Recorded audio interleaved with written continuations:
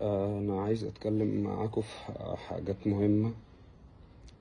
أنا دلوقتي نازل بلدي، وممكن يكون الفيديو دوت آخر فيديو ليا هتشوفوه. ممكن تكون هتجرالي حاجة بعد الفيديو دوت. فأنا نازل بلدي وممكن أتاخد في المطار. فأنا عايز أفهم الناس إيه اللي حصل معايا بالظبط وايه اللي انا فيه، عشان انا لقيت ناس كتير قوي مش فاهمه اي حاجه اصلا. يعني ناس بتخش تقول كلام هو مش حاصل.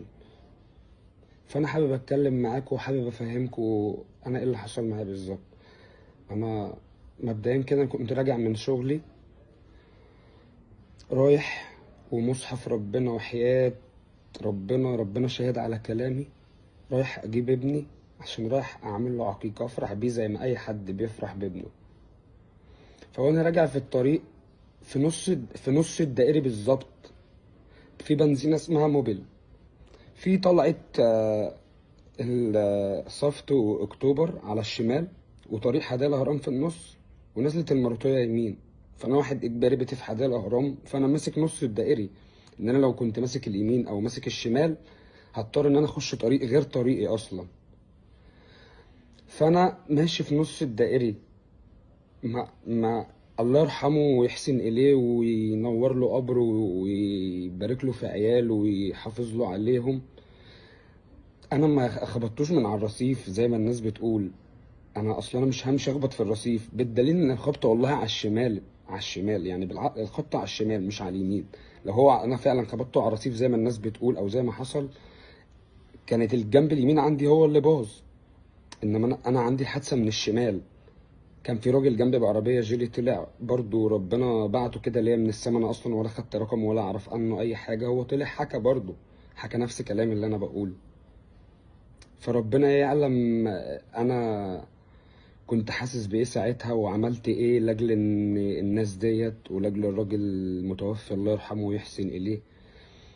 فانا الناس قالت عليا ان انا بدوس على الناس بفلوسي، او ان انا بمشي اخبط الناس بفلوس. انا على الحرام من ديني. واحد والده متوفي من وهو عنده سنة. عشت عمري كله مع امي بس، انا واخويا. فاحنا شفنا كل المراحل اللي انتوا تتخيلوها، اللي هي حتى تحت خط الفقر شفناها. فربنا كرمني من سنتين تلاتة، فاكيد ربنا ما كرمنيش بالفلوس اللي انا ادوس بيها على الناس او اجي بيها على حد او ابقى زي ما انتوا بتقولوا. فانا يعني كلامكم دوت انا ما كنتش حابب اطلع ارد وسيب كله يتكلم. بس انا دلوقتي ممكن انزل، ممكن ما تشوفونيش تاني.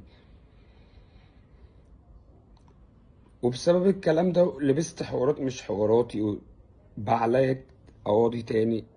مع ان انا والله العظيم اغلب من ان انا اعمل اي حاجة في الدنيا غلط.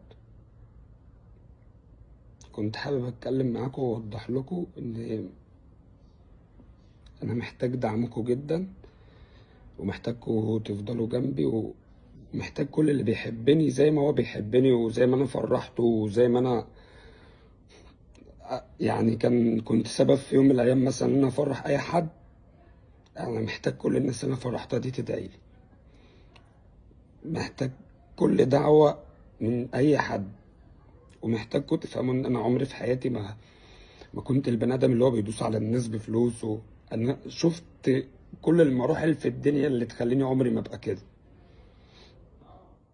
اخر حاجة حابب اتكلم فيها ان انا راضي بقضاء ربنا وواثق في القضاء المصري، ايا كان الحكم ايه. انا عندي ثقة كاملة في ربنا، وعندي ثقة كاملة في ان القضاء المصري عمره ما هيجي على حد، عمره ما يظلم حد.